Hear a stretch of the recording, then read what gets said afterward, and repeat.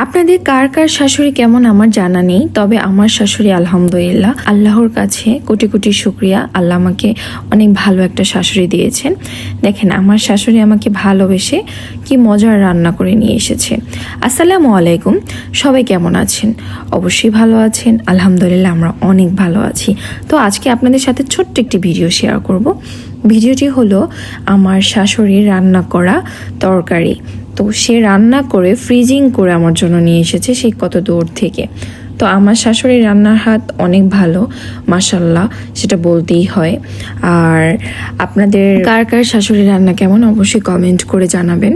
আর কার কার শাশুড়ি আমার শাশুড়ির মতো এরকম রান্না করে নিয়ে আসে দূর থেকে অবশ্যই কমেন্ট করে জানাবেন। তো দেখেন আমার শাশুড়ি এখানে ফ্রিজিং করে তরকারি নিয়ে এসেছিল। সেই তরকারিটা আজকে ভাবছি খাবো, তাই গরম করতে নিয়েছি।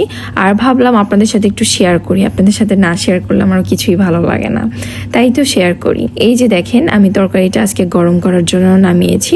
আর অবশ্যই আপনাদের মনে প্রশ্ন জাগতে পারে এরকম আবার কিসের তরকারি এটা। অবশ্যই এখানে চিংড়ি মাছ দেখা যাচ্ছে, তো এটা হচ্ছে চিংড়ি মাছের তরকারি। আর এখানে আমার শাশুড়ি রান্না করেছিল কাঁঠাল দিয়ে চিংড়ি মাছ, আর এটা ছিল কাঁচা কাঁঠাল দিয়ে চিংড়ি মাছের তরকারিটা আসলেই অনেক মজাদার। আমি ফার্স্ট টাইম খেয়েছি, এর আগে কখনো খাইনি। আমার শাশুড়ির হাতেই ফার্স্ট টাইম খেয়েছি, সে আমার জন্য প্রথমবারই নিয়ে এসেছে কাঁচা কাঁঠাল দিয়ে চিংড়ি মাছ। এর আগেও অনেক ধরনের খাবার এনেছিল, তো ফার্স্ট টাইম কাঁচা কাঁঠাল দিয়ে চিংড়ি মাছ রান্না করেছে, আমার জন্য নিয়ে এসেছে, যেটা আমার কাছে অসাধারণ লেগেছে। স্বাদ এখন আমার জিভে লেগে আছে, কি বলবো, আপনারা দেখে অলরেডি বুঝে ফেলেছে যে আসলেই এই তরকারিটা অনেক মজাদার। সত্যি বলতে হ্যাঁ, কাঁঠালের চিংড়ি মাছের তরকারিটা যে এত বেশি মজাদার হবে আমি কখনো কল্পনাও করতে পারিনি।